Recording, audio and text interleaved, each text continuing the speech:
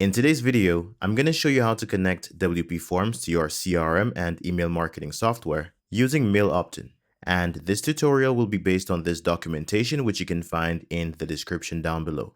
Alright, so the first thing you'll need to do is go to your WordPress dashboard, then hover over Mail Opt-in, go to Integrations, and on this page, you can use these filters up top to select your integrations.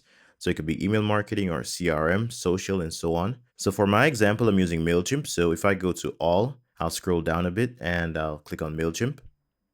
So you'll see here, we just have one field to enter a MailChimp API key. And since I already have this set up, I'm going to go ahead to WPForms. We'll click on Add New.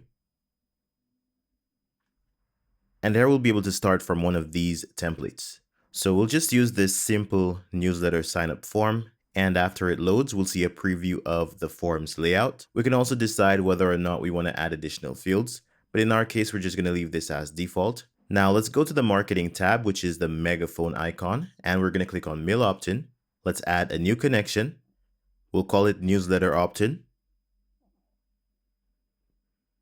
And there we need to set up the integration. So by default, we're using MailChimp. So if we use this drop-down menu, we can choose the integration that we want to use, or we can just click on Add New Integration. And then I'll select my MailChimp email list.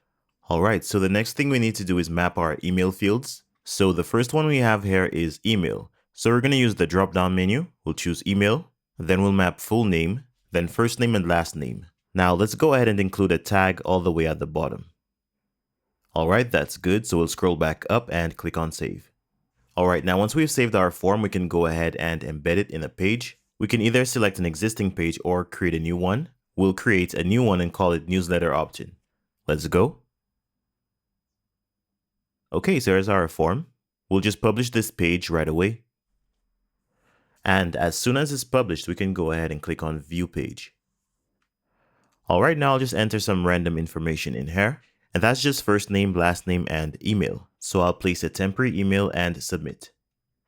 So once that is done, we're going to go back to WordPress. Here we'll hover over Mail Opt-in and we'll go to Leads.